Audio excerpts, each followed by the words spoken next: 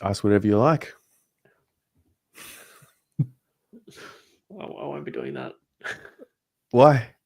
I'm not on the public platforms. You got some respect, mate. Good to see. Thanks, Good mate. stuff. Appreciate it. I learned from the very best. Who's the very best? Yourself. I'm the very best. Yes, of course. Thanks, mate. I feel like I wouldn't.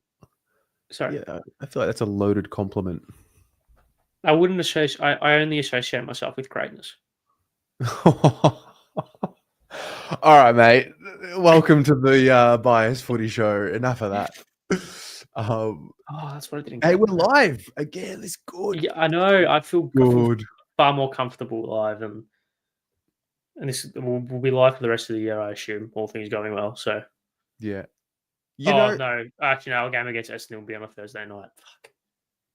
Oh, that sucks. Well, if it's on a Wednesday night, that'd be rogue. It won't be. Yeah. Although I must say, like the pre-recorded, it sucks. Just from a scheduling point of view, it's not ideal. But I always find when we go live after a week or two of having to do Tuesday pre-records, that like the next live show is always banging. Yeah, well, I come alive when we're live. I feel like it's just different atmosphere, different vibe. I feel good. We are both in need of something. Have you noticed? What do you mean? We both need something. In terms of what? What do we both need? The people? Well, yes, but a haircut. Oh, yes. Well, I have an excuse. My guy's still... I actually think Ray's back. I think he got back today, but I'm booked in next Tuesday. So I've just got to survive the weekend, and I've got nothing planned. So I might just hibernate in the house for the weekend and just get it trimmed on Tuesday, and then we're back to a fortnightly schedule. So I'll be in tip-top shape. Fair. Yeah. Fair. Gotta do what you got to do. Hello, Wayne. Hello, Abs. Abs, bro. The eyebrows got to get threaded. They got to get, threaded and trimmed. I was told yesterday as well. I was asked if I got my eyebrows done, and the answer remains no. It's just natural beauty. That is a compliment when someone asks you if you do your eyebrows and you don't do your eyebrows. That means you have very good eyebrows. Thank you. Yeah. Thank you. Yeah. Well, you don't get them threaded? Nothing? No cleanup? Nothing? We've almost certainly been over this, and no, I don't. Yeah. I'm just trying to remember, just remind everyone. Yeah. Hey, we've got a dinner to book because it looks like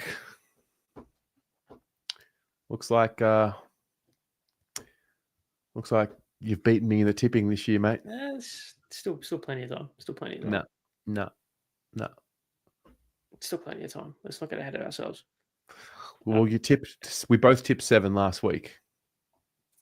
Yeah, we did, which very nearly could have been 8 and 6 if Sunday afternoon the miracle on Marvel didn't happen. Oh, you tipped the D's. Yeah.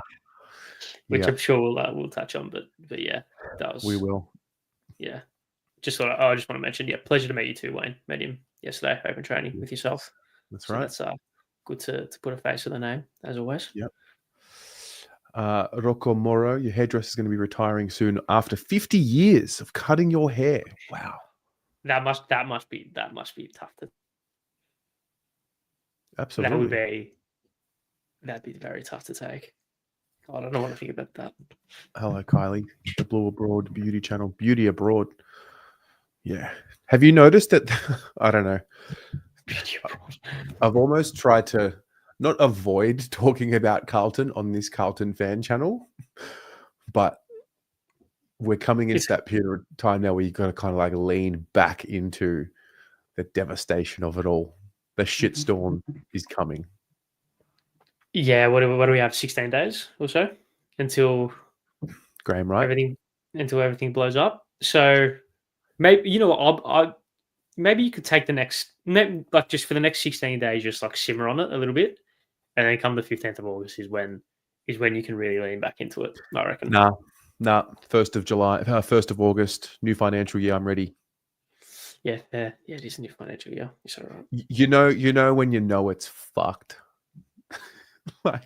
When Jack Silvagni has the audacity to want to go and meet with Craig McRae, and like I can cop the jersey swaps online and the Photoshop stuff, like even though it looks gross, but then when it's just so openly out there in the public, and Craig McRae just being like, yeah, we're on a first date with Jack, and like I'd like a second date. It's like, are we all right here? Like, what's going on?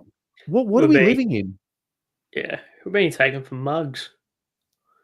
Mate, Craig McRae's having a bubble at our expense. Yeah, I went on a first date with Jack.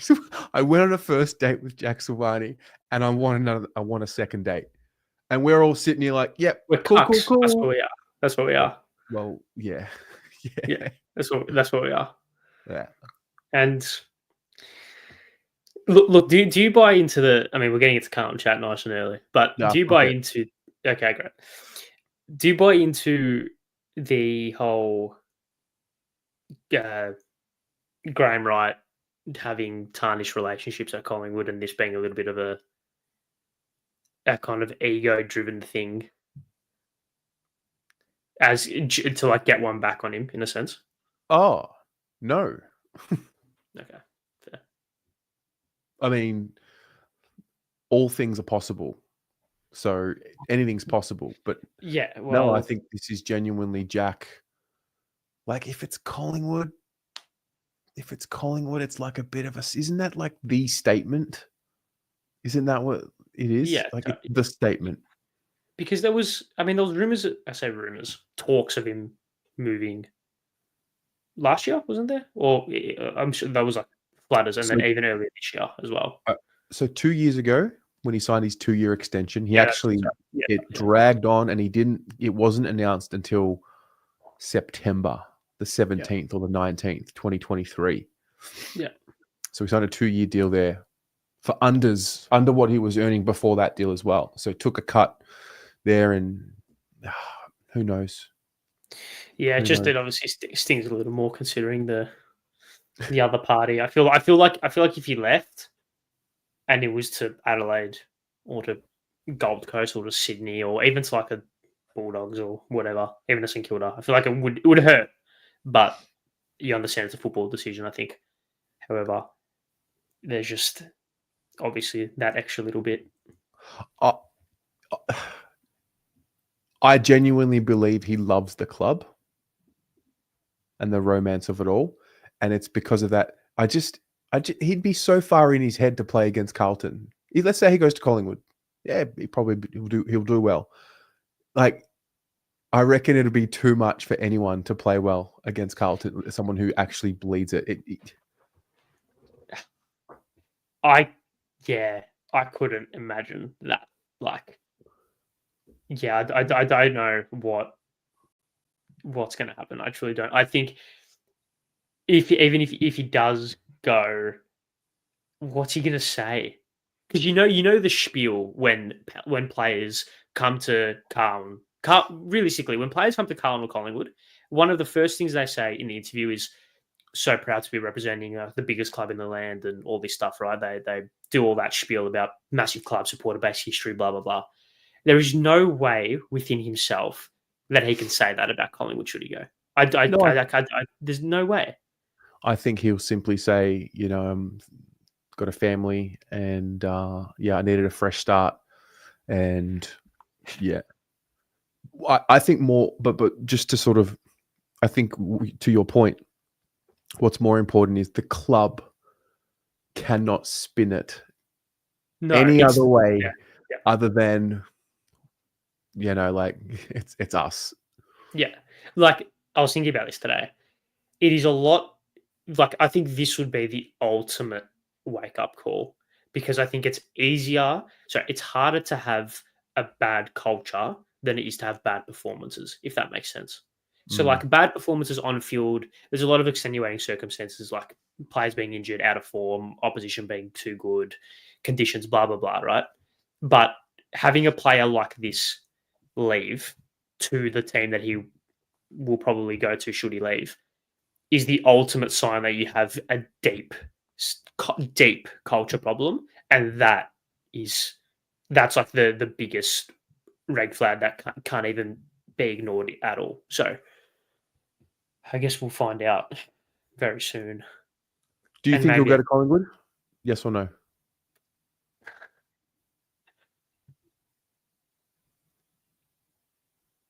no. So you think he'll stay at Carlton I round one think he'll. next year? I think he'll stay calm. I You know, think this is. Sorry, go. no, go. Please finish. No, Sorry. I was gonna say, I think this is. I don't know if I'm being fanciful or whatever. Fanciful. Fanciful. That's it. Thank you. About this, but I can see a world as to where this is like the last straw, and him even entertaining this is like the peer over the cliff face that we need to, as a club, to realize, oh, if this actually happens, we're like in some deep shit. Only for it to be dragged back and it to be the cold water in the face sort of deal without actually having it go through. Maybe I'm thinking about it in an overly optimistic perspective, and maybe that's more heart than head. I'll be honest, I was thinking in a similar way this morning. I'm like, yeah, when it's all said and done, they'll play games and, like it'll just force his value up. And then the level of public tampering and like just open, he's met with McRae. McRae's openly said, yep, met him, like him. The fact that it's just so open, like for me, that's the sign right there. He's gone. No? He met with the coach of Collingwood, mate. What do you mean? Like, that's it. I think we have to temper all expectations until August 15th, and not necessarily that date itself, but what that day represents, and that is the change. And I think it's been publicly. It's like don't threaten to break up with me. Just break up with me. But would you rather him be like, yeah, I get what you mean, but it's also like I would almost rather the club. So, like, if it was kept behind closed doors, the Yeah. club can come out and dismiss and be like, "Oh, it was blown up beyond proportion," and yeah, he didn't even speak to Collingwood and blah blah blah. But now that it's open in the open out there, the club have nowhere to hide, so they have to act, and the reaction is obvious, if that makes sense. So like, there's no sugarcoating on this situation at all. Like, the facts are in the open. So maybe that forces them to act and to, yeah, maybe, I don't know. Is this part of what needs to happen? Does this need to happen? Do we need to reset this whole fabric of the club? Because let's be honest, we don't fucking know what we are. The fans think we're something. The club think they're something. The players might think they're something. Everyone thinks the club is something that it just isn't. Yeah, and I literally had this thought, like, whilst we're having this conversation. Is this the final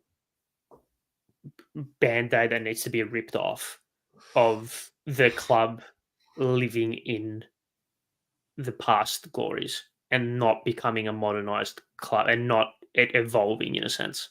Because realistically, when you think about it, what currently within the club has the most connection from the glory days to now? It's that last name and that family heritage and that lineage. And I don't want it to happen. Well, firstly, because he's a good footballer and he strengthens Collingwood and weakens us. So forget about the name. But as a footballer, I don't want it to happen. And also, I'm a sucker for emotion. So seeing a third Silvagni lift the premiership would fill my heart. But it's also like, is it that thing that strips the paint off the walls and like, okay, this is what we are and this is how we need to evolve? Maybe, yeah. I mean, maybe we can't ask for a reset, and then when the reset or bold, brave decisions with no emotion, and then when the bold, brave decision with no emotion appears, we say, yeah, but not this one. No, I disagree because we want to keep him. What if this is a ploy? So with your on-field comment, I agree. So like, forget Silvagni name for a minute, just for a minute. Competitive beast in defense who can kick the ball. Yeah. We lack competitive edge and foot skills. Yeah. Like, Yeah. basics. He does them Yeah. both at a pretty high level and plays a Yeah. role. Doesn't want superstar money, but also wants to be paid, handsomely. But it's not a money thing, and that's why I think I would disagree with you in the sense of I'm not saying you agree with your statement wholeheartedly, but like the Yeah, statement of it being a statement list change. We want to keep him. We're paying him the same as the other club that's in for him. So I would say this is a lot different to a TDK or should. I'm not saying they will get rid of him or he will leave, but like a Harry or a Charlie or a Walsh or a player like this, where it's like yeah, we're getting rid of him on purpose, in a sense, like it is an active choice to get rid of him, as mm, opposed to him leaving when we are desperate for him to keep him. That's yeah, not the list change that we need at all. yeah. At the end of the day, club tried to get him on the cheap due to his family connections, and it's backfired. Yeah, We're offering the same money as Collingwood. The money's not back. I don't think that's true. I think it's true. Why? Well, you haven't heard anything. I haven't heard any whispers to the contrary. You haven't? Well, realistically, when you look at what we're getting rid of in terms of TDK and the list and the money that back up there, and Collingwood salary cap situation, I don't see that that's within the ballpark. What if I told you, trust me, bro, we're offering less? Trust me, bro. Yeah. How much is less? As in, what are we offering it? I think LS. I think LS is kind of on the money, close-ish. 170k less. As in, it's not the same money. Okay, if it's not the same money, what are we offering him? 400k. Less, as in like just less than what Yeah, Collingwood are. less, but we're also offering less than what Mm. St Kilda are offering to TDK, and so like offering someone less doesn't We're necessarily not mean offering that we're like, we're not offering 70% less than the other club, but we're offering less. yeah, but we're not offering. We're not. I wouldn't. So the figure's been reported 650 for 4 years. Is that what was reported? Yeah. Yeah, I think that's about right. Yeah. So it's the same thing as like if he's turned around to the club and said, "I want 900," you're not worth 900. If he's sitting around the club saying, "I want 850," you're not Less worth money, 850. less job security, less hope, and less respect. Mate, you got fans screaming out over the fence, "You're a disgrace to your family. Fuck off, Jack. What do you want?"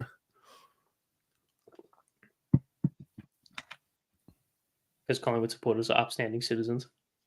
No, I know. It's just, in 2 years, he'll be the first one drop when everyone wants Harry Dean and Harry O'Farrell to play.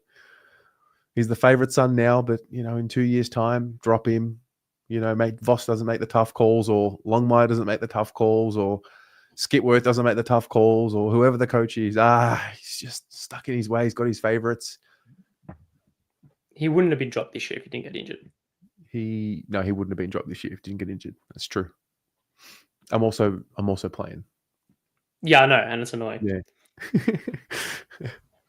Yeah. Because honestly, the meeting with the Collingwood coach being so public, doesn't this? So in the NBA, there's tampering rules. Yeah. Or does this happen anyway and it's just under wraps, but this one's just made public? Like it's a bit too TV show dramery, Well, Oscar Allen got hung, drawn, and quartered earlier this year for That's meeting with true. Sam Mitchell, and that was leaked. That wasn't even open in a sense. Okay, that's fair. So yeah, I agree. I think that is a bit sus, and also the cheek of him, McRae. That is, it's. There's new cheek about McRae. I think we spoke about this last week. Yeah. No, I agree, and it's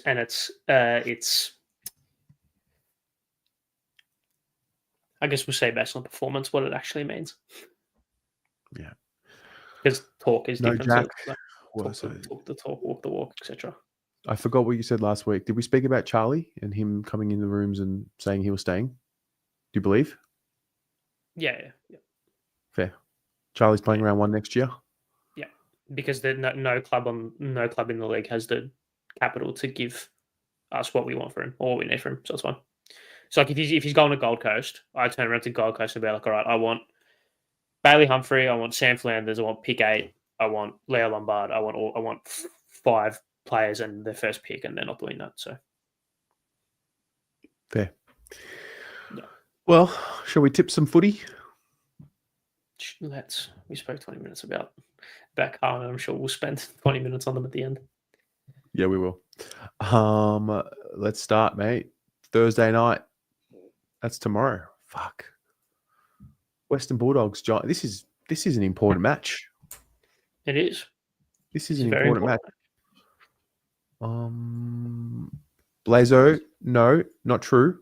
There is banned compo to be received for this.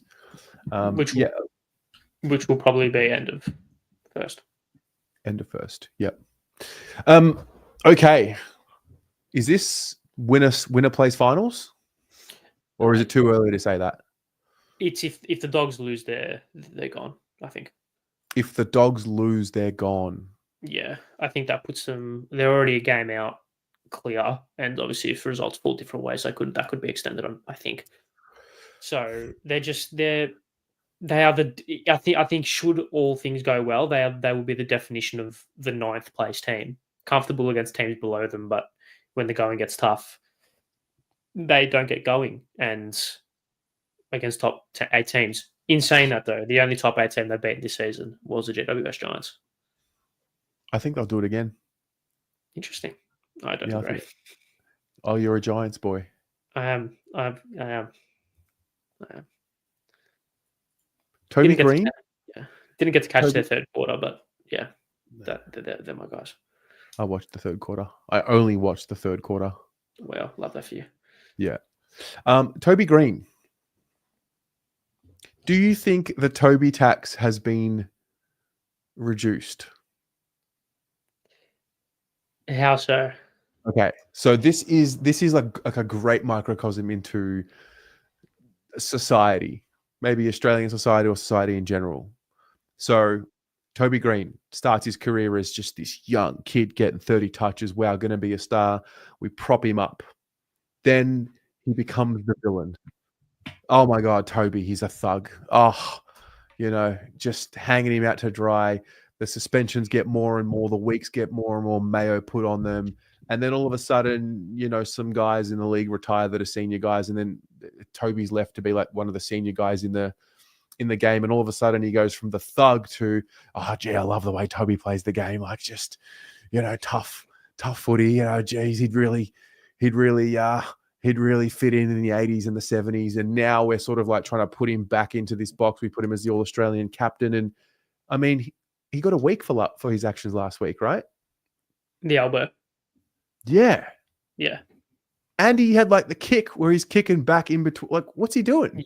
Yeah, the donkey kick's really bizarre. Really bizarre. And I think it was Dave Matthews said on radio, their CEO, that if they just paid the free kick to him before, because Lloyd, I think it was, pushed him in the back, that it wouldn't have happened. And I was like, that's just a weird justification. So I get it. I get the transformation and the roller coaster from his public sort of profile has been quite interesting. I think it's clear that he's a player that you want to play for your team. He's one of those players. Absolutely. Absolutely. Toes the line, competitive edge, but I don't know, man. Like he's put his team at risk a little bit. He's a leader. Okay, so he didn't connect with the donkey kick. Understood. And he actually didn't get punished for it. If he did, that's 3 weeks. Yeah, it's like, what are you doing? Like, what are you doing? Yeah. It's that brain fade of the highest order. Yeah. Even and the line is so interesting because it's like he does the donkey kick, he does the elbow. A lot of people sit there and start slamming him. Arguably rightly so, because they're two acts that shouldn't happen. And that elbow, I think, is not a good act at all because he's like jumped on you to elbow him on the ground. But then the other clip of him calling Tom Papley overweight at halftime is like, Toby's quite funny. He called him overweight. Haha.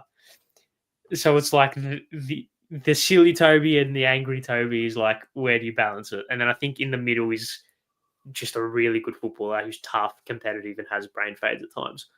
So I thought the stuff at halftime calling Papley overweight, like See, to me, that's all good. Like That's all good. funny. Hilarious. Well, no, see, that's the competitive. That's the guy that you cross. Like, I actually fundamentally don't agree for the most part with halftime interviews with players. Like, you are in an emotional state. You're there to kill them. Like, I know that sounds extreme, but you're in like, Yeah. you're in an emotional state where you're not saying what you're saying. It's kind of like being drunk, but you're not. It's like you are sober, but you're in a really, if you are a competitor like that, like you're in a different state, and Yeah, totally. you can say things in that state of mind, that frame of mind, that you wouldn't say before the game or after the game. So I mean, might be an unpopular opinion. I don't really like it because I'm just waiting for somebody to say something at halftime that crosses the line and they get a week for it or get a talking to about it, Yeah, But no, I'm just more. I agree. I'm just more talking about like the fine line between if he connects with the donkey kick. How many weeks are we talking about? Oh, I don't know what the Matrix would say, but on pub test reckons it's at least 2. If he connects flush with it, especially. Yeah, man. Just. Yup. So it's tricky. What a fascinating case study. Fascinating. The kick or Toby Greene as a player? Him as a player. Oh yeah. Because he's an All-Australian captain. Like, they don't that's arguably one of the highest honours in the game. Like, to be the captain of the best team of the year, it's an extremely prestigious award, and Yeah. given to players who, whilst it's probably not written in the kind of description, I'm assuming it would be to those who uphold certain characteristics and values that the league likes, and the optics, etc., etc. That's why, like, Gawn's 1-1, Robert Murphy 1-1, these type of players. Whereas he probably doesn't fit that mold, but he's still got that honour, and he's a unbelievable footballer. Mm. But at that fine line, especially in a period of the season where, I mean, I can't remember when that donkey kick was, but I think that was before their third quarter tsunami. Ironically, that if they go on to lose that game and he misses this week, alongside the injuries to Buckley and Buckley and Kelly, that puts him in a deep hole. So they're lucky they kicked 9-1 in the third quarter. Yeah.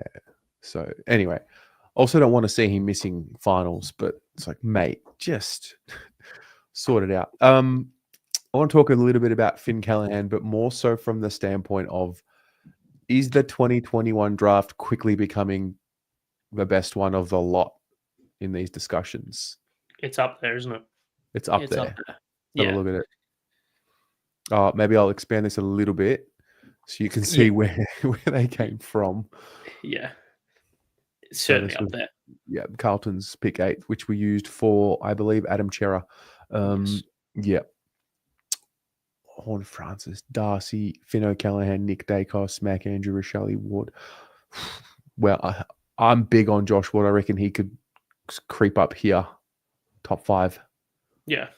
No, I agree. I think he's got some talent about him. And then you've got players like haven't really got a clean run at it, like Gibkers and these players, and even Lecalier as well, who's been stuck behind Buckley and Taylor for the best part of 4 years. So you put those two and give them cleaner runs at it, they're probably up there as well. So we traded away that first round pick. Yeah. Picked up Motlop with pick 27. Yeah. Which I mean, I know a lot of people like to shit on Motlop, but if you look at the other players there, apart from Curtis and Saligo. I mean, Sonsy's a baller. Is he? He's going to be. Is he? Mm-hmm. Paul Curtis. That's the one. Nah, Saligo's the one.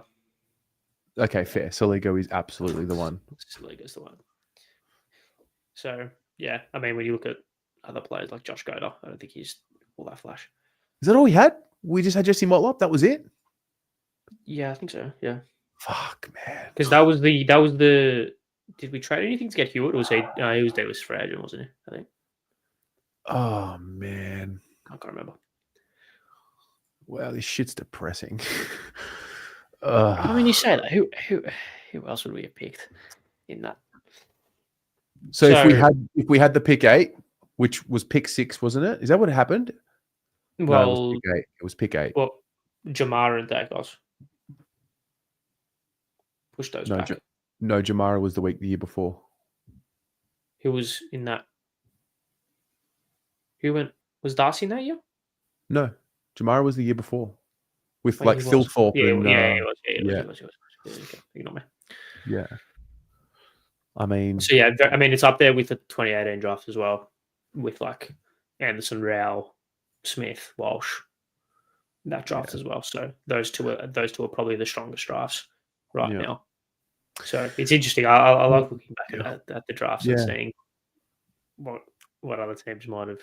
Who do you reckon we would have picked if you? I don't know if you still got that handy. Who do you think we would have picked if we had our pick? Because obviously that pick was Jai miss, but I don't think we would have gone with another key forward at the time. At the time, as in, no, we would not have gotten JMS.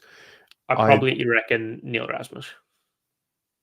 You think we would have taken Neil Erasmus? Yeah. I think we might have taken Josh Sin because he's got the Carlton lineage. Yeah. I mean, Wangani Millera looks great. Sounds great now, but we wouldn't have taken the punt on a. You don't think so? No. We probably would have. Yeah, we probably would have taken Josh Sin. Yeah.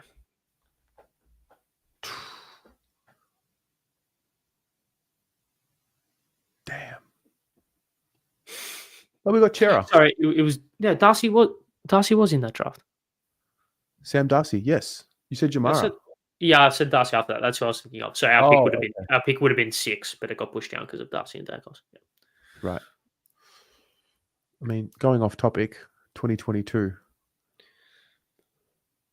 Ollie. Once again, apart from Weddle and McElhenney and Jones, but I think Jones might have been academy, maybe. Not a heap there. Bit early to tell. Yeah, Ollie's okay. Ollie's okay. No, it's fine. They are also like Ollie's also 21, 20. So like, let's just temper. Basically, what I'm seeing is here a lot of first round picks have been traded in the last couple of years for a team that's about to go through another rebuild. I would say reset more so. Okay. Yeah, you tell yourself that. Whatever reset. You need to tell yourself, hey, we all cope in different ways. You jump off quick, don't you? No, I'm not jumping off. What? No, not jumping off. The quicker we can accept what reality is, the quicker we can surge right back up. Right. In 7 years from now. See, I know you're not serious. I know you're not serious. The fabric of the club. Shit out of me. The fabric of the club. The fabric of the club's been ripped apart, mate. We're losing Silvagni. He's the giver of joy. You're right. Let's just get rid of it all. Let's just blow the whole joint up. No one gets hurt. Everyone's evacuated, but blow the whole joint up. Yeah. Anyway, you're tipping the Dogs. You're tipping the Giants. Yeah, I mean, just on that. I mean, Tassie's coming in soon, and there's going to be 19 teams, and that doesn't really work. So let's just get rid of us, back to 18, and we can just support someone else.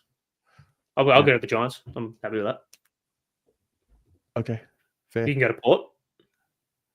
Nah, I wouldn't go to Port. That's such a lie. Nah, it's Carlton or no AFL. That's fair. I love the game too much. All right, Adelaide, Hawthorn, Friday night. What did you make the Hawks on Thursday night, objectively speaking? Okay, I honestly felt like they came down to our level a little bit in the second half. I thought the way they moved the ball and kicked the ball in the first half, I genuinely thought we were going to lose by 100 points because I thought over the law of averages of time, the more that we kicked the ball, the more we turned it over. And the more they kicked the ball, the more the ball went where they wanted it to. And then it just kind of fizzled out a bit in the second half. Or was that the Carlton spirit fighting back? Interesting. I actually thought we stifled their ball movement at times quite well, especially from the back half. We forced them sideways at times. Okay. In periods. So I I wasn't overly concerned that it was going to blow out to a massive lead, to be honest. I thought after quarter time, it was more of a case of them. I think we don't give ourselves enough credit, to be honest. Because I know we're horrendous right now, but I think we catastrophize quite a lot as a fan base, to be honest. Yeah, we And probably make it out to be worse than what it really is. I mean, Jack Silvagni's going whatever to Collingwood. Whatever, bro. It's not that bad. So I think Carlton won every quarter after quarter time, something along those lines. Or we did. We at least, apart from the third quarter, which we drew. So we still haven't won a third quarter since round 6. Just want to put that out there. But point being is that I actually wasn't too impressed by them, in all honesty, on Thursday. I thought that if they were the team they needed to be, based on how we have defended at times, especially high up the ground, they should have carved through us a little bit better. Fair.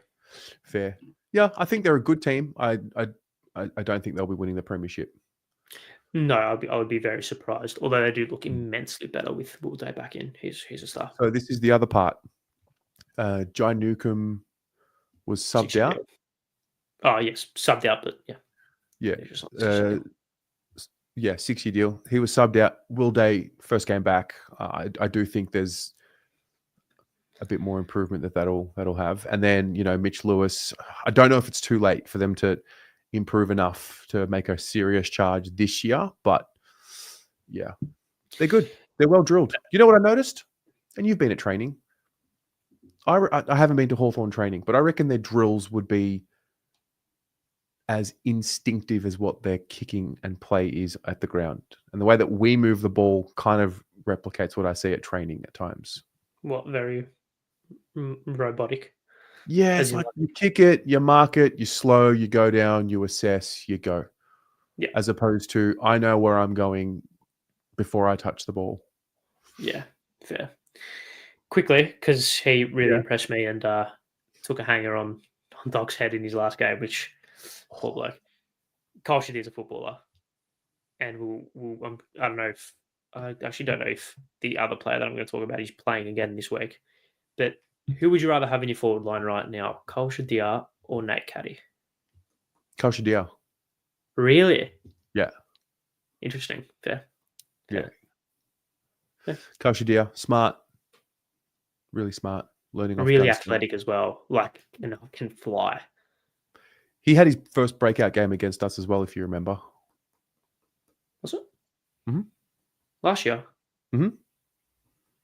I don't think that was his breakout. Kick 3. Maybe 4.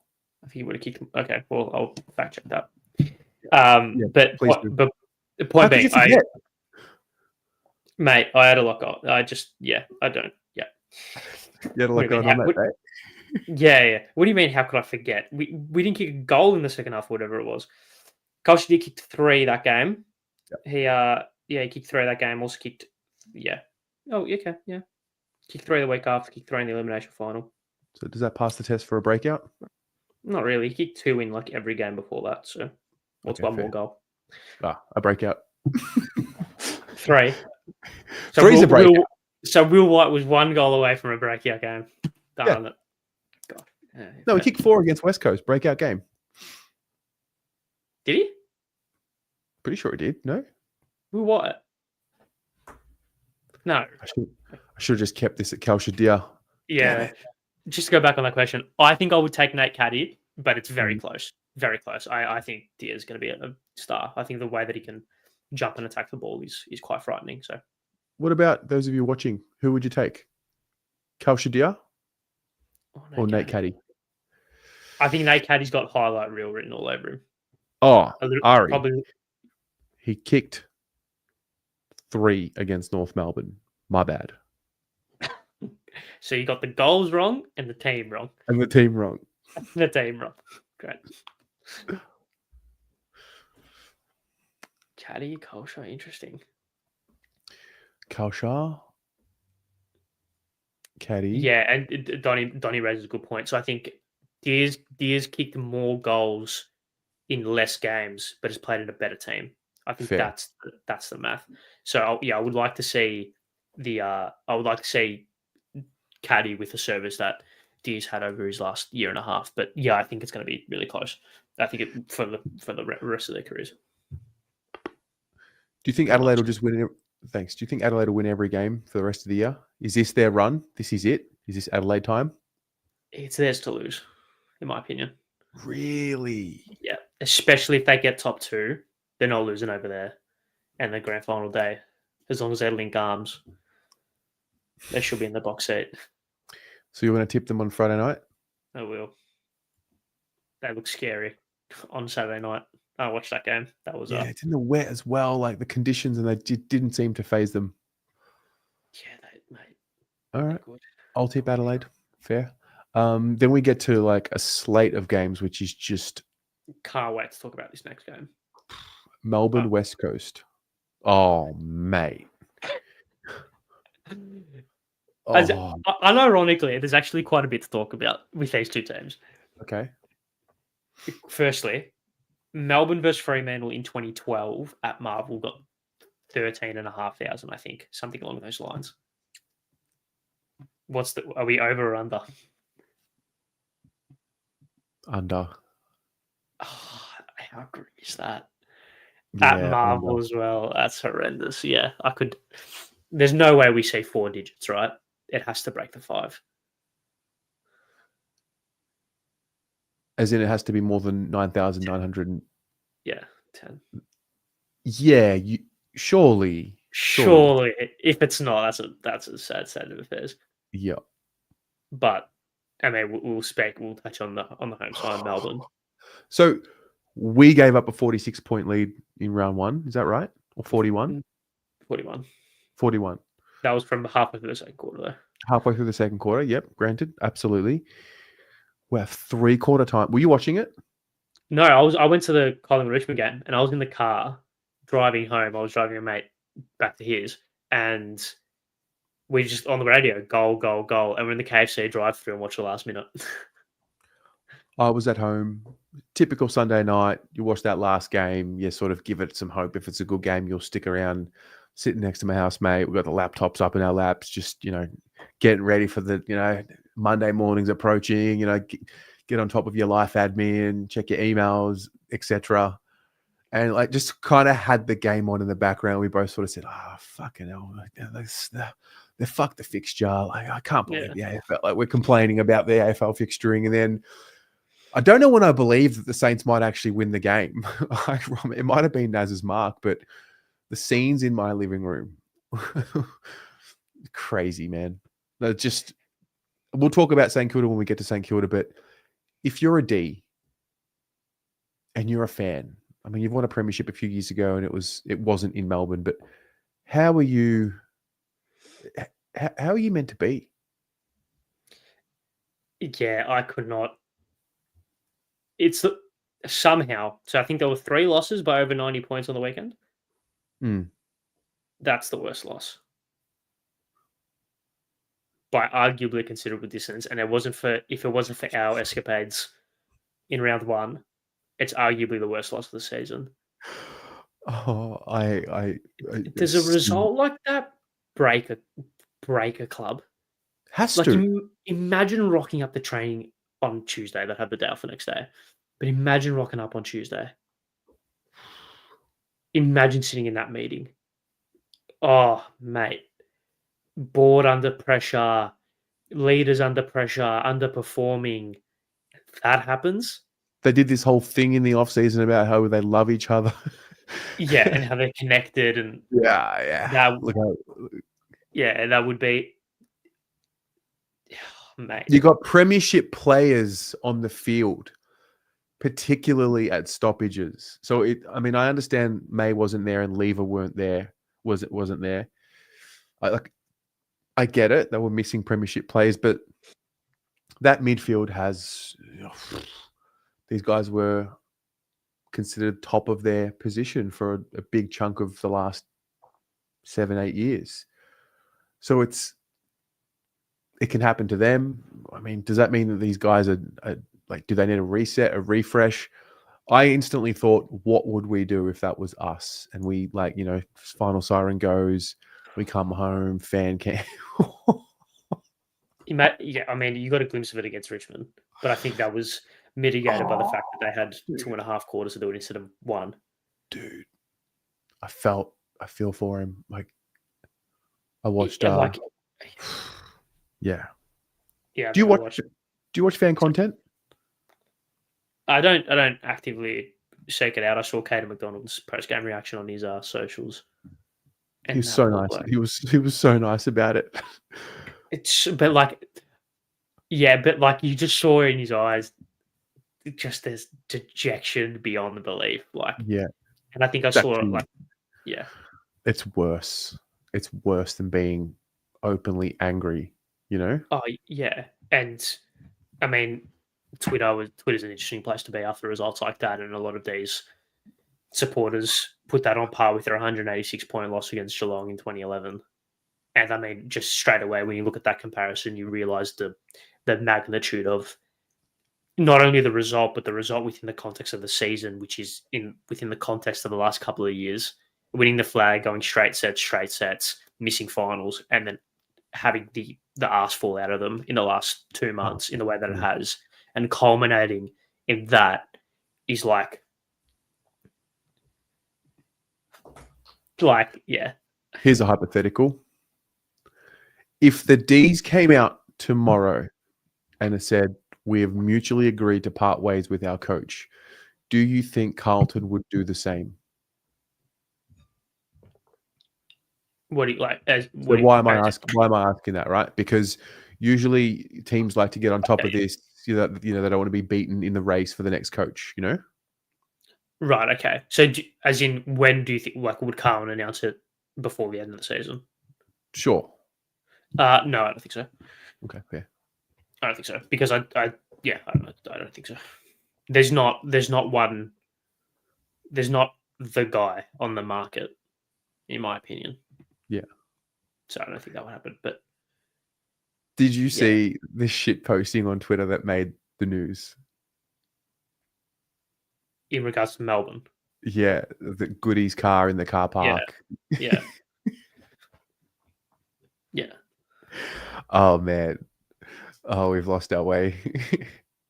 Well, as a just like, did Channel 9 News know that they were just getting sucked into a shit post? Yeah,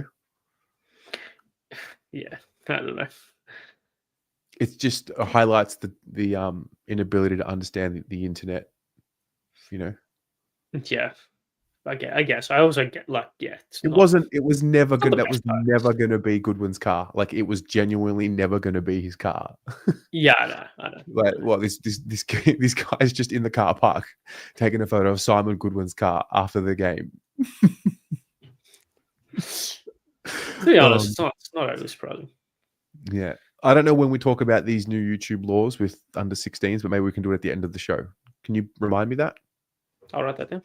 Write that down. So, yeah, I mean, we could talk about fucking Melbourne forever, but like, I think final word. It breaks the club, and I wouldn't be surprised if they lose this week, and I wouldn't be surprised if massive, I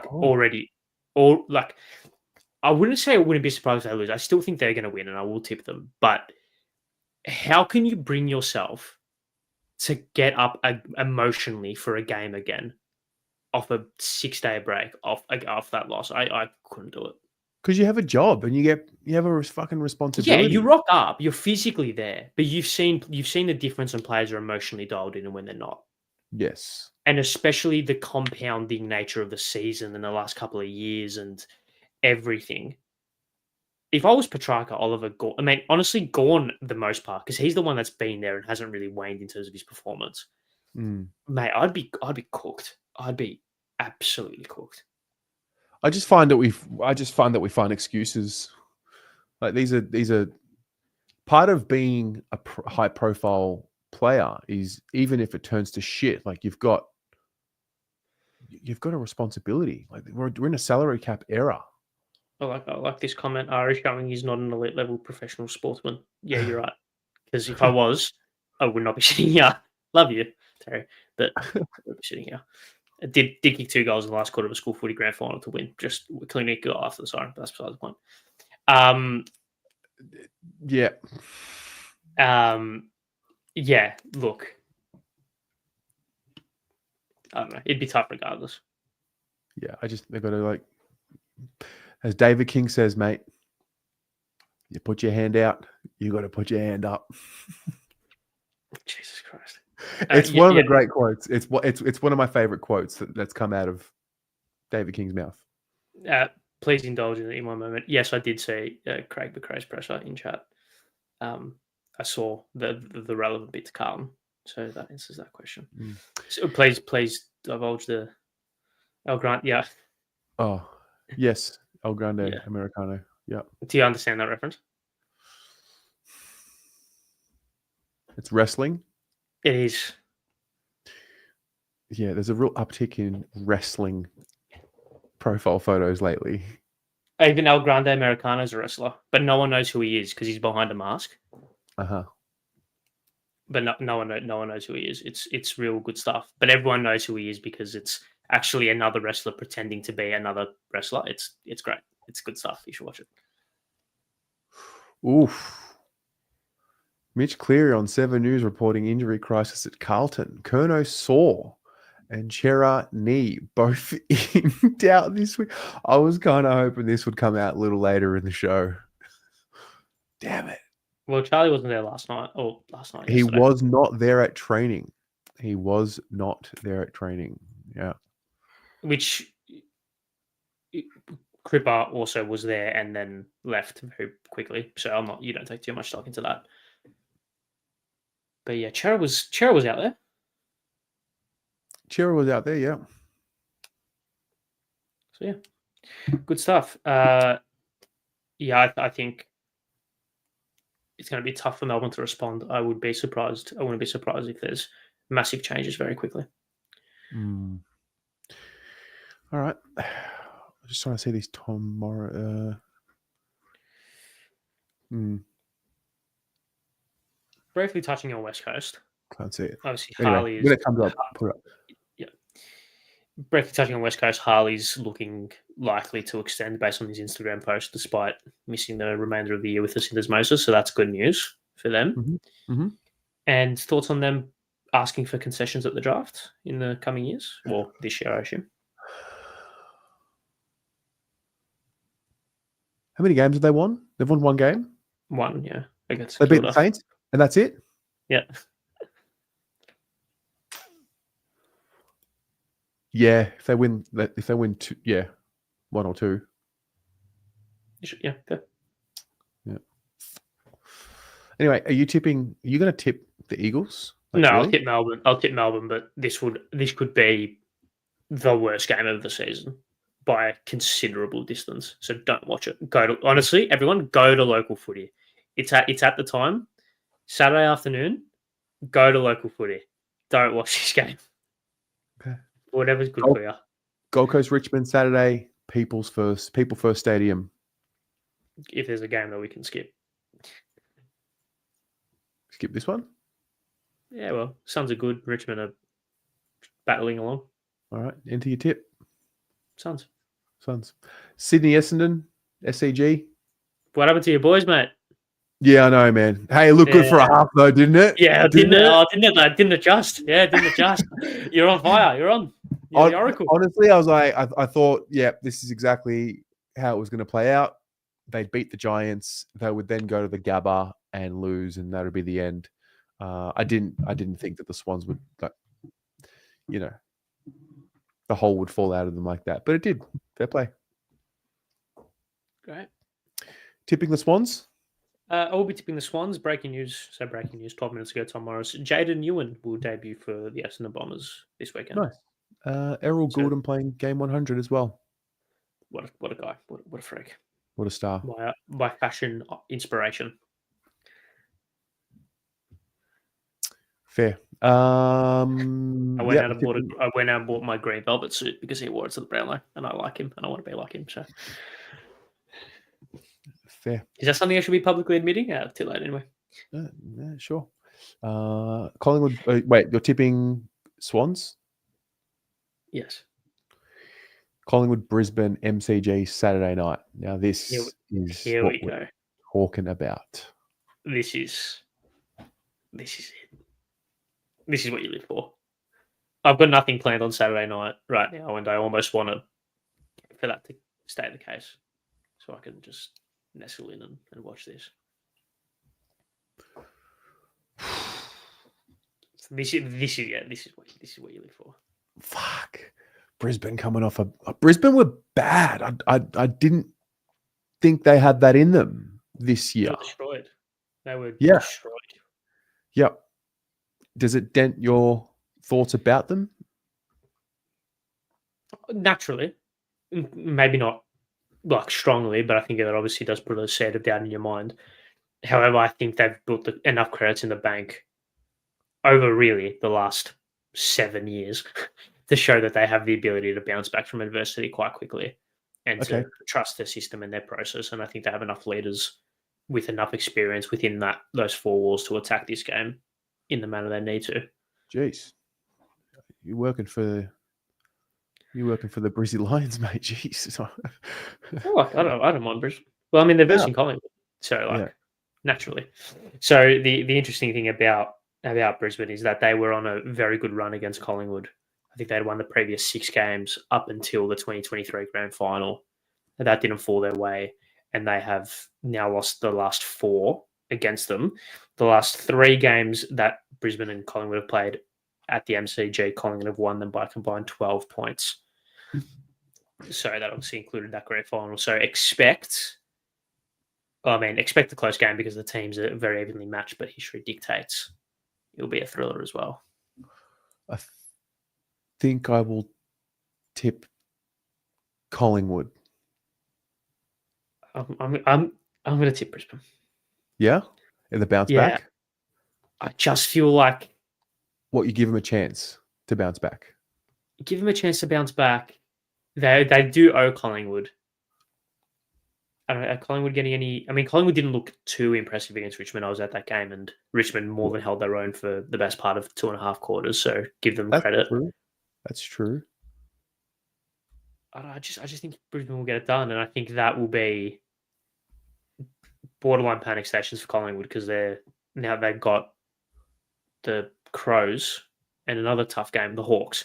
So they've got 2 other top 4 or top 8 contenders or rivals in a sense in the last month. If they lose on Saturday night, good point. They're going to have to be on it. So it's not like 2023 where they were comfortable and they coasted the last month and a half of the season. So they've got Brisbane Saturday night. 5 days later, Thursday, Hawthorn. And then they get a 9-day break before the Crows away, and then they finish the season with the D's. Yeah, which could be. You might be onto something. I think they'll win Collingwood, and then they'll lose to Brisbane in the granny. Interesting. I did a ladder predictor last night and had Collingwood finishing 5th. So that would mean they lose 3 of their next 4? Yeah. Okay. That'd be interesting. I don't know. Only Carl and I. Sure, I am higher than Terry. So if you're going to copy anyone's tips, it's mine. Fade my tips. If you want to tip well or make money, fade. Ladder predictor mentioned. Hey, I've got the ladder predictor up. Oh, here we go. We got 3 more games left. Come on. I think you all secretly love it. You just like taking the piss just because you like taking the piss. Fair enough. Yeah. Famously, you're straight down the middle. No taking the piss at all. All your opinions are 100% serious. Always, all the time. Always. Yeah, always. St Kilda, North Melbourne. Right. I mean, you spoke about Naz a lot last night. Who? Naz.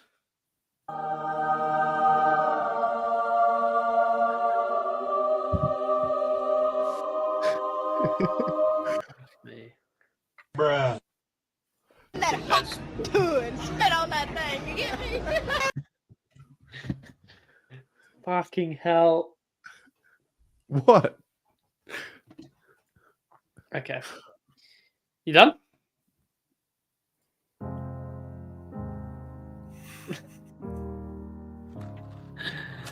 Hello. Okay, I'm done. Okay, good. I just want everyone to know there is a 12-year age difference between us. Yeah, I'm 34, so 13. Yeah, 13. Yeah, I'll just present that with our comment. There's won't get a Miller. Can't have fun these days. Tell you You what, can't. No, you can't have fun. You must the only world's do gone your woke. job. This fucking woke nonsense, mate. Can't have you're fun right. anymore. How dare you have fun? Too much Do your politics in job. sport, mate. Yeah. Do your job and shut up. Don't do anything.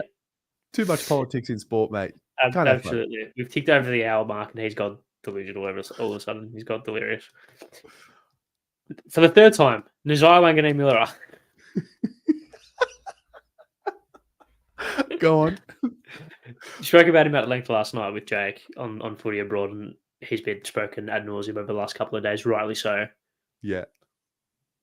Is that, and the how written in the run sheet, how many Nazai Wanganeen Millers were there on primary school ovals at lunchtime on the Monday afternoon? It's a good question. It's a good point. That is a performance that, and it's going to transfer to a question. That is a performance that adores a player to a club, especially for kids who hero worship them still. That is just something extraordinary. Could have had him. You're right. When he said we traded away. What could have been? Oh well. What Carlton performance, if there is one, as a kid, made you fall in love with a player like I'm assuming a lot of 10, 11, 12-year-olds would have fallen in love with Nazai Wanganeen Miller on Sunday afternoon? That's a good question. Me, Eddie Betts' 8 goals against the Bombers in 11. Yeah. That was the Walker Mark game. I was, only 7 years old at the time. So seeing a player do that was like, wow, I want to be like him when I'm older. Like that was it.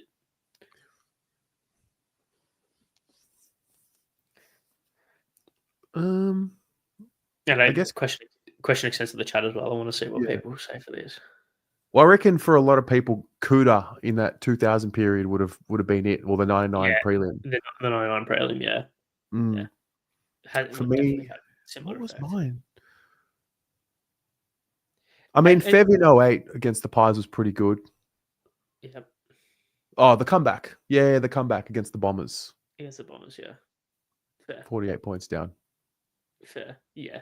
Because you get good performances, and there have been unbelievable performances by a bunch of different players this year. I mean, Dacos on the same day had 40 and kicked 4 or 3 or whatever it was. So there's elite performances like that. But to do what he did in the context of which he did it, I think it puts that above everyone else. And the mark and the cool nature to go back and kick the goal, yeah, just unbelievable. And even though he's been spoken about ad nauseum, like I said, I still don't think it's been spoken about enough, because that's just like once in a generation sort of performance.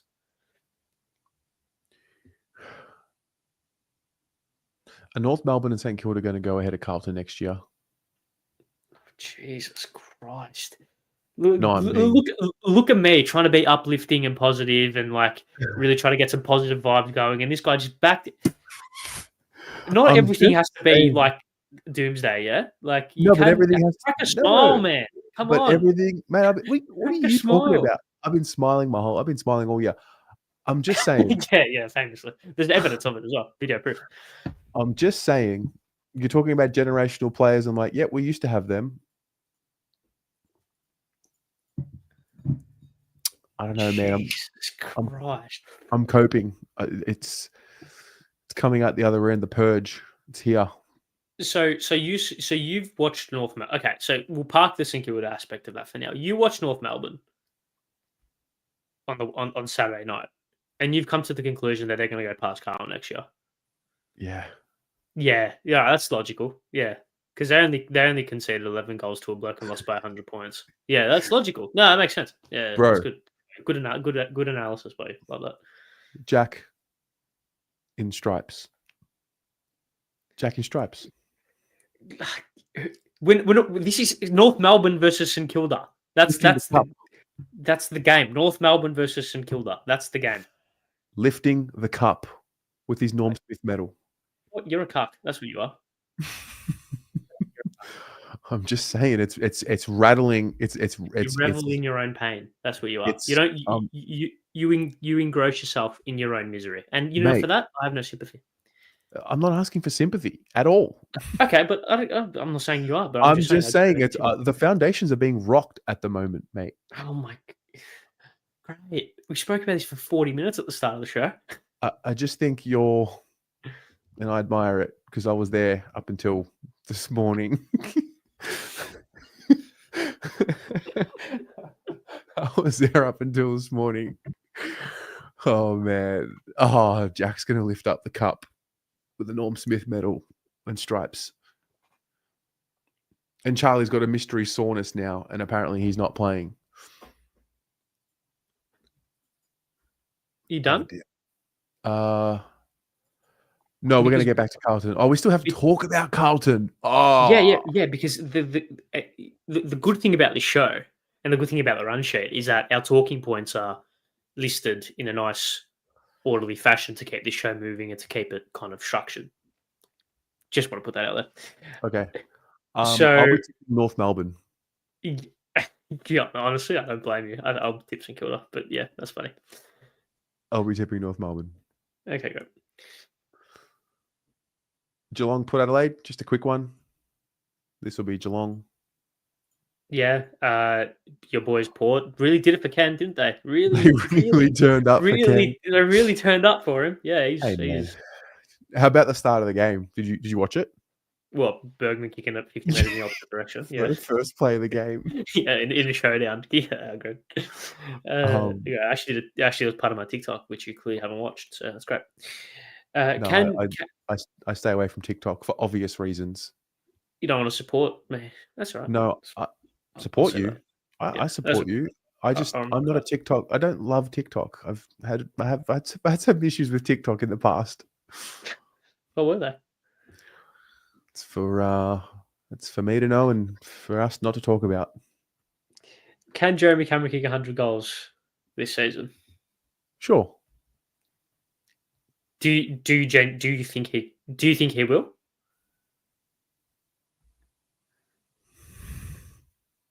I think he'll just fall short. So do I. Imagine if he's on 100 in the grand final. Oh, that'd be scenes. Yeah. Imagine if he's on 98 heading into the game. Like that build-up would just be like ridiculous. If he does it in a granny, I mean, Geelong always get the fairy tale ending, so fair enough. Yeah. He'll do it. You're tipping Geelong. I'm tipping Geelong. Put Adelaide. Yeah. Fremantle, Carlton, bro. Before we do that, just check this out. Maybe this was a sign. This is an ad from back in the day. Carlton champ Steve Silvagni hates everything in black and white. Just as well our shampoo comes in an all-black bag. Dimension 2-in-1 shampoo and conditioner formulated for men for shiny, healthy hair. So get your hands on Dimension for Men. It was just the sign was here. It was all there for us. It was all Carlton laid out champ there. Steve How much? Because he's on the screen. How much what? How much of that man's recent history with the club, do you think has affected the last fortnight?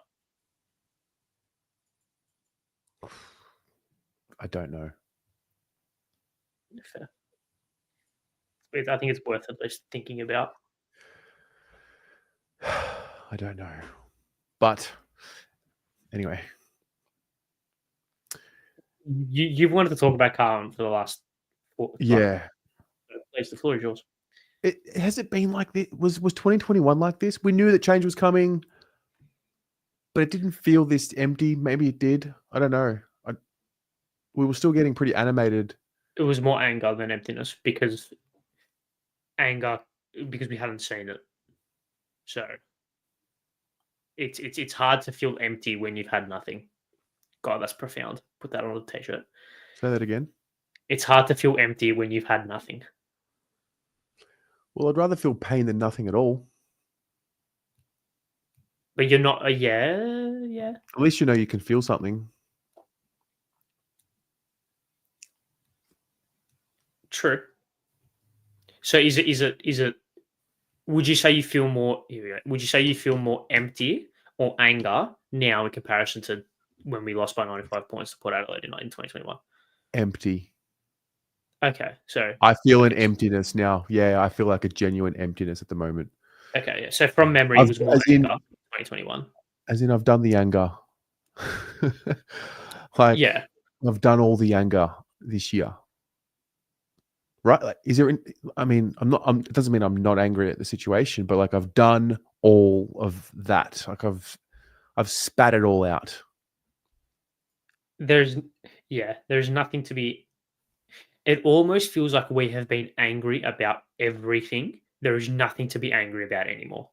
We've been angry about admin. We've been angry about playing list management, coaching, 5-goal swings, not being able to close out games, injury crisis, talent, game plan. We've literally been angry about every conceivable thing within a football club. So I don't think there's anything to be angry about again anymore.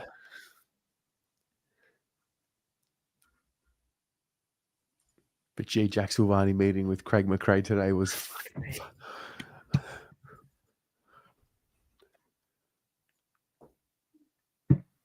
What do you think is going to happen? It's official. Per Mitch Cleary, Charlie Curnow expected to miss. Oh my goodness. Really? Yeah. You sure?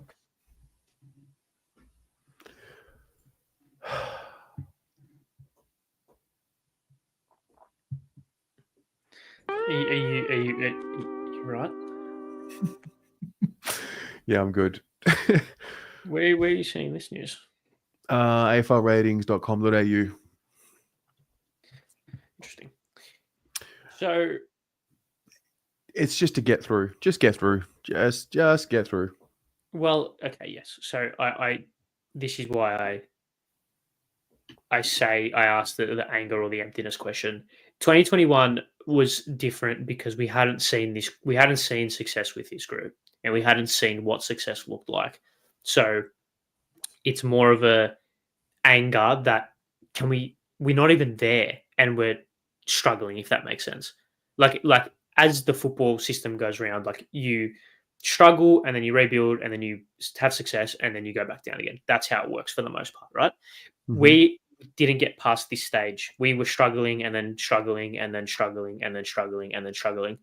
We struggled, had a bit of success for a year, and then have come back down. So it's more the emptiness that the success was only 1 year. If we were going through this in 2027 and we'd made finals this year after that, whatever it may be, it would be less empty because it's like we've just gone through the cycle sort of thing, right? Mm. So I've lost my train of thought initially. That's really annoying. Point being, do you think because of the change that we know will happen, August 15th, the magical date, it's easier to get through? No, for me, it's just coming to that realization that it's full rebuild again. It's not. It is. It's not. It is. It's not. It's not turn around next year and make top 4. It is. It's not, bro. The expectation next year should be to make top 4. At least finals. At least finals. Finals. They've cooked the list. The list management is awful. They've made poor decisions. It's caught up with them. Yeah. So are you saying that? Start getting the videographers and start filming the journey again. We're starting again. Interesting. Okay. Yeah. So third time's lucky. Third time lucky. What's the expectation this year? Oh, sorry, next year. For next year. I need to see who's going to be lining up. What do you I mean? just get this. I said it after the Brisbane game. Just get this feeling, and when I actually think back now to the little moments in the season, in some of my reviews, I can't remember which game I said it in, but I remember the review. I'm like, I felt like a protest, but I remember sort of having that internal battle, like, no, that's ridiculous. And then I remember after the Brisbane game thinking, is there going to be a player exodus? But again, just sort of battling back and forth, like, no, like, don't be irrational. Like, I think it's happening. I think there's going to be players that have given up on the whole thing and want to, make the most of their footy career. And it might be the purge that it's needed. Maybe some of these players are the problem, and for the first time they're going to be held to account. Like, sure, there's a bit of that. Players are also responsible. We build around them to get to this age so they can, take us to the next level and take ownership, and they haven't. So there's a little bit there too. I'm not absolving the players of responsibility as well, but I mean, yeah, it's the club's fault. Interesting. What round 1 next year? Yeah. You walk into the MCG. There's 50,000 there. Might not be there. Oh God, Jesus! All right, you're in wherever you are, Thailand probably. Yeah. And you're sitting there with watch AFL.com open up on your laptop. Mm. Siren sounds. Umpires got the ball in the air. You're thinking, all right, it's a successful season if We don't finish in the bottom 4. Jesus. Interesting. Yeah, I could not disagree more. Fair. I think we'll make finals next year. Okay. I hope you're right, bro. So, do you hold any faith in the fact that we could make finals next year, or do I you have think it's zero. I just think we have to cut it for a little while. Yeah. interesting? Yeah, Yeah. I disagree. Do you think Voss will be there next year?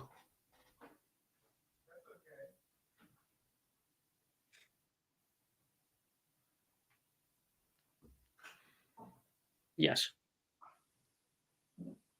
Yeah. I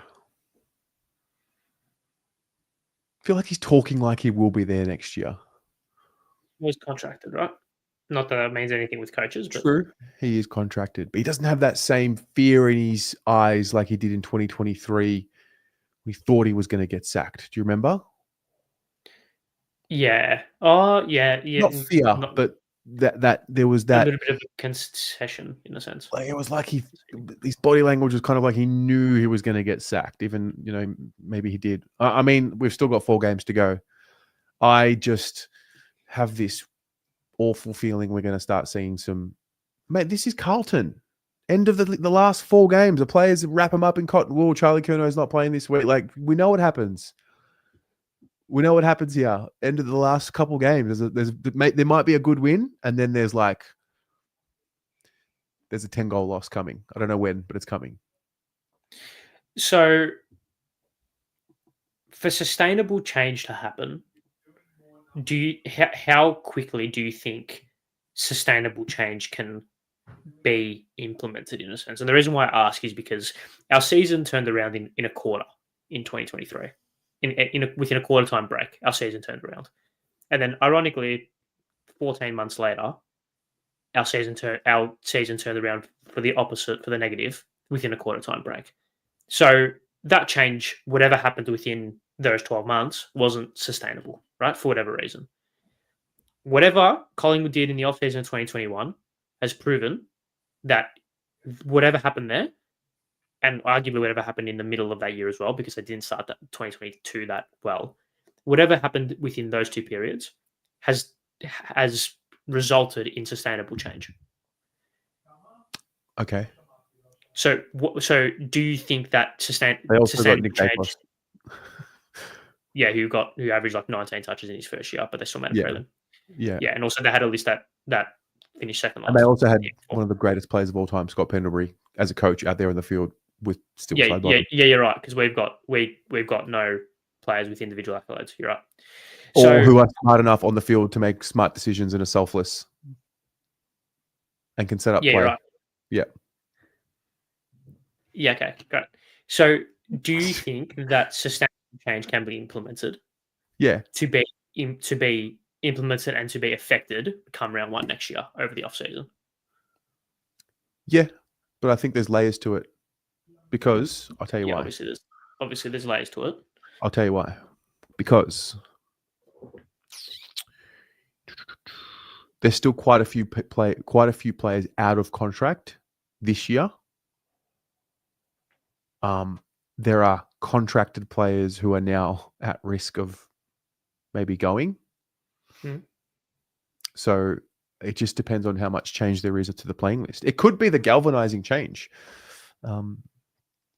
It could be like a whole whatever, like the football department changes that are coming. It could be so galvanizing that this fresh crop comes through with this fresh energy. I just don't trust the club. I just don't trust it. Do you trust Graham Wright?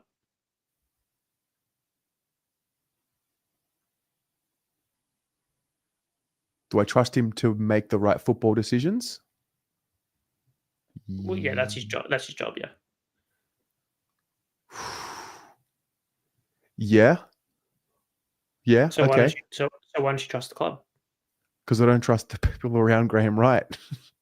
Yeah, but if he's the person that's making the necessary change to the footballing department, Yeah. he's going to make the change to the people that you don't trust, right? Or he's at least going to make recommendations that should be implemented. I don't trust that he has full autonomy like it's being made out that he does. No, I agree. I agree. Like if he says, you know what, fuck you all, Charlie, you're actually going. We're going to try and get the best deal for you. Don't care who you are. Will the powers that be allow him to do that? Truly?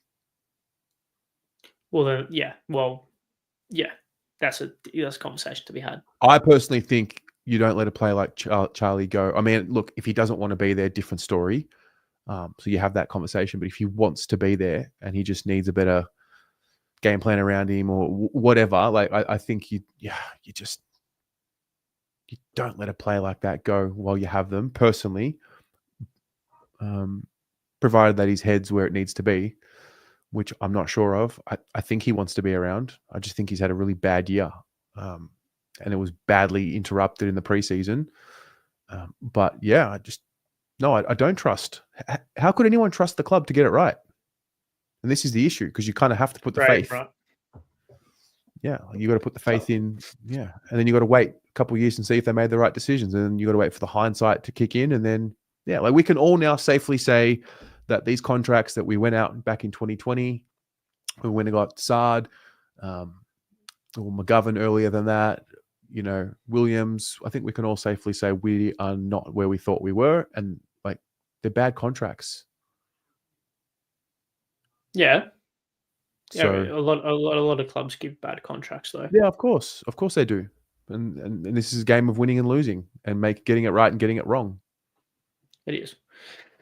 The reason why I'm holding out a little bit more optimism is because there has been more than one occasion over the last 10 years, 20 years, even we'll exclude it, we'll keep it at 15, that clubs have completely and utterly underperformed in one season based on their previous season or seasons before that, and then have come out the season after to perform very, very well. Case in point, West Coast won the Wooden Spoon in 2010, made a prelim in 2011. Okay. Richmond, we know what they did in 2016, and we know what they would go on to do for the next half a decade after that.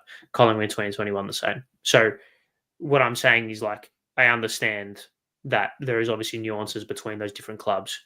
West Coast, we all know how supposedly well run of a club they are. Yeah, I think Richmond were a pretty self-admitted basket case when they were in that situation in 2016, and Collingwood had a very archetype similar year to what we've had in 2021 what we have had today for them in 2021. So it can be done. It's not a totally and utter disaster, in my opinion, where everything is fucked and we just need to like completely change everything. The right changes need to be made, and the overall optimism and from the mythical date that is August 15th, I think lends itself to that. If we don't have a player exodus, sure. But who says there's going to be a player exodus? Well, I feel like there will be. Okay. Losing Tom. Yeah. Start there. But that is purely money driven. That's out of our control. Sure. Jack Silvagni. Okay, but what if they don't go? What if the only person? Well, then I'll be more optimistic. I'm like, oh, hang on, no, they want to dig deep and get this right. But also, Richmond lost Brett Adelaide after 2016. One player. Adelaide lost Patrick Dangerfield, one of the best players in the competition. Hang on, who of their core in that Richmond? Hang on, in that Richmond team, who in their core did they lose apart from Deleted, like the spine? Yeah, but who in our core will we lose apart from, like, Charlie won't leave apart from Jack Silvagni? Well, okay, like, what if he does? What if he does? Okay, we lose one player with Tom and Jack. Charlie won't leave. Charlie's not leaving. Okay, I don't think he will either. And I'm telling you, to answer your question, saying, you're not listening. If there's not a player mass exodus, I will be more optimistic. Okay, I agree. But I'm even saying with this supposed mass exodus, at this stage, looking likely at this stage, and if this is wrong, then fair enough. But at this stage, I don't buy on the Charlie rumors. It's going to be, at most, Tom and Jack. Tom's in our spine. Would you say Jack's in our spine after playing 12 games as K-back? Probably. But he's not a Jacob Wiedering or a Charlie Curnow or a Patrick Cripps. So Adelaide lost Danger and made a grand final 2 years later. Richmond lost Deledio, arguably the most consistent player, but they still went on to have success after that. So they got well, they also brought it. It's also a matter of who we bring in. Yeah, like you said, how there's layers. There's layers to everything, right? There's layers. We'll do this show after the trade period and see who comes in, who goes out, and then I can give you a better answer to your question. Yeah, but there's also natural development of players that we won't know until next season happens. Sure. I'm tipping Freo by a lot. I'll tip Freo by an average amount, a normal amount. They also have this hatred towards us, you know? Yeah, because we've fucked them over heaps. Hang on. Do you want to hear the report about Charlie? Go for it. The season keeps getting tougher for the Blues, with one star set to miss and another in doubt for this weekend. Chief Football reporter Mitch Cleary has the exclusive details for us. How do you, Mitch? The trip west only gets harder. Well, Beck, Charlie Curnow is expected to sit out the trip to play Fremantle, while Adam Cerra is in doubt, spotted yesterday with a heavily strapped knee. Curnow pulled up sore from the loss to Hawthorn and failed to join teammates at training yesterday, 5 days on from that game. There is a positive. Sam Walsh a chance to return in round 22 from his foot injury. At Essendon, they'll unveil their fourth. Yeah, right.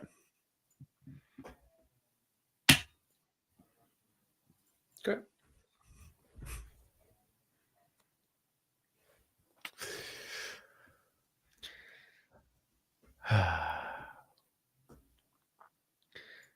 At what stage does the doomsday thinking end and you start looking a little bit more optimistic? I think when the changes are announced.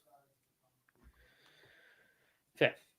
And Brad Lloyd's moved on, and then we can start singing "Ding Dong, the witch is dead, witch old witch, the wicked witch." Bit harsh. No, I think the pressure release comes when the season ends and when the changes are announced.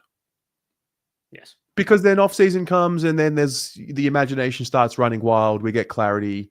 Right now, things are unclear and uncertain.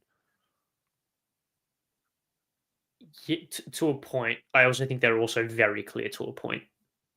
Clear that change is happening. Yeah, unclear what the change is. Exactly. Yeah. Yeah. I highly agree. So I do think it's just going to get a little bit, maybe a bit more harder before it gets better. But that's all right. We ride the highs and the lows. That's what we do. Success is not linear. Never has been, never will be. Yeah. So just because we didn't finish higher than what we did last year doesn't mean that we won't finish higher than what we did this year next year. I don't want to bring you down, my friend. You know what? You believe whatever you want to believe. I don't want to. I don't want to bring you down. If you believe we're going to be, I think you get turning caught it- up in it all, to be honest. pardon? I think you get caught up in it all, to be honest. You think I get caught up in it all? I wonder how that happens. Yeah, well, no. Well, I'm not saying that you aren't aware of that fact. I'm just expressing my opinion. Yep. Maybe I should run the channel for a week. Give you a break. Yeah. Okay. I can do it. Easy. Okay. Okay. The reviews will go for an hour and a half. Yep. And You'd mumble your way through reviews. Not mumble. What's the opposite of mumbling when you talk too Mumble. fast? I don't mumble. Not on When you camera speak anyway. too fast, I barely know what you're saying, but I've known you long enough to know what you're saying. Yeah, get better ears. That's what I say. Yep. Okay. Yeah, I go with only Carlton. Aria Broad, good alliteration. Aria Broad. Yeah.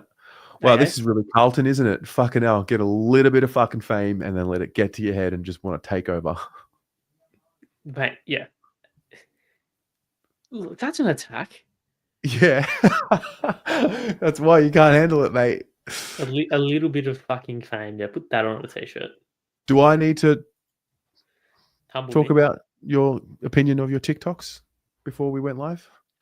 No, because I was joking. No.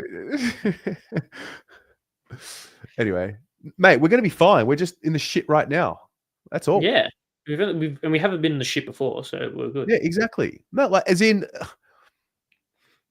you can be both. You can acknowledge that we're in the shit and also understand that things will turn. Hello. This guy right here. This guy, For the last I half don't think- for the last half an hour. yeah, but you're acknowledge talking that we're about in- you're talking about prelims next year. I acknowledge. Is that literally not what you just said? Acknowledge that we're in the shit, but still be optimistic. Oh, I'm not optimistic that we can make prelims next year. Or I never said yeah. prelims. What'd you say? I said final. I said I Then you initially said referred- top. Then you I referred initially to said top four, and then I Richmond backtracked on the top four, and I said. Then you referred to Richmond 2016, who went on to win the flag in 2017. It's called a case study, bro. Yes. It can also go the opposite way. Yes, it can. How many teams have won the flag without making finals a year after that? Many. Look, let's see. Who do you think the player up for trade next week will be? This week it's Jack. Who's next? You. Me? Yeah, trade it to Thailand for me. And I'm going to step in. How about this? Tasmania. They reach out. They say, listen, man, we appreciate what you do. Would you consider, we'll give you a blank check, To you? Yeah. Yeah. And they go, we want you Look to at run this typical fucking calm. Let the fame go to your head. And we want you to run a fan channel for the Tasmanian Devils. And we'll just, we'll bring you in-house and, if Jack goes to Collingwood, I'll go to Tasmania. Deal? Sure. Yeah, that's on camera now. I'm absolutely going to hold you to it. And I expect you to do... Yeah, I'm expecting you to cancel your Thailand trip in the off-season and go to Tassie instead. Well, I won't need to go and heal in Thailand if I'm doing content for Tasmania. You're right, because would you rather do a content about a team that doesn't exist or about Carlton right now? A team that does... Nah, about the Blues. Mate, this is all part of the journey. Fair. Anyway. You wanted to talk about the YouTube laws. Do you still want to do that? Oh, yeah. Have you seen... Are you across this? Of course I'm across this. Pardon? Of course I'm across this. Yep. So, let me just get... Hang up. So we're both tipping Freo, just to... Oh, yeah. Wait, is anybody here tipping Carlton? It's okay if you are. I bow around that. I tipped Carlton last week, if that gives you anything.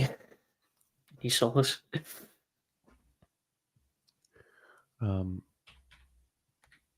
you want to run through the laws? The law. So essentially, the Australian government have announced that YouTube will be included in their ban of under 16s across social media. So I'm not quite sure exactly the details about when they'll be implemented and how it will be implemented. However, in theory, that is the law. So, well, that will be the new law. So, once again, unsure how they will be implemented in practice. However, I'm sure this is something that my Yeah. esteemed It'll co-host ban on the left of screen is very engrossed in. it'll ban YouTube accounts for under 16s, backflipping on a previously granted exemption after a recommendation from the e-safety commissioner. However, there will not be restrictions stopping viewing in a logged out state. Thing is, how are you going to know that I'm not 16? Therefore, So, yeah. from the only conclusion that I can come to based on my very limited research, so obviously take what I say with a grain of salt, it will involve ID verification. So I think that will become more commonplace for social media in this country, which opens up a completely different can of worms about putting in your driver's license when you want to set up an account on whatever social media.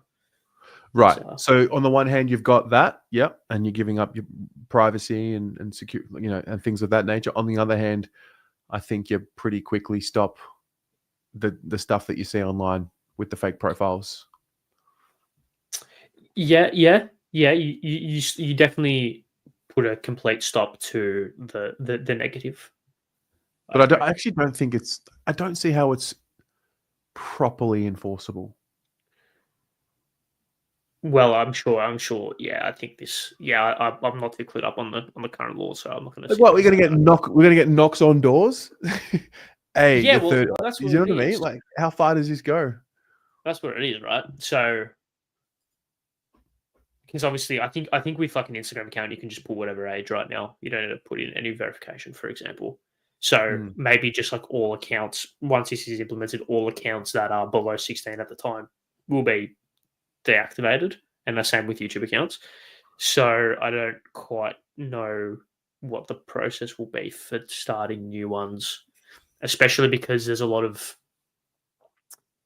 how do I say? There's a lot of everyone talks about the negatives of burner accounts and faceless accounts. However, there are some situations where those aren't used for harm and are used for good instead. So, such as, well, I think that there comes a potential situations with like harassment and stuff online, and having an account which is unidentifiable to someone can maybe mitigate that happening. So I'm not too. Yeah, that's just one example of where it's good to be anonymous if there is stalker behavior or harassment behavior that can potentially, with this new law being brought in, can potentially be traced back to, especially with the driver's license, address and other personal information, which is not good. So I'm not too quite sure on what the kind of right, where that tips, but yeah. We're going to wrap up the show. Fair. It might be a part of your MyGov account. That's very funny. Mate, that was an hour 40. We're pushing. What happened tonight? We're pushing. I thought tonight was great. I really enjoyed it. Mate, like I said, every time we miss a live because we have to pre-record, we come back with all guns blazing. Good stuff by you, my friend. Likewise, mate. Oh, thank you. You gave me a compliment. How good's that? I always give you compliments. You just don't accept them. Thank you very much for your compliments, Harry. I appreciate it. Ladies and gents, see you soon. See you tomorrow. Go Blues. Go Blues.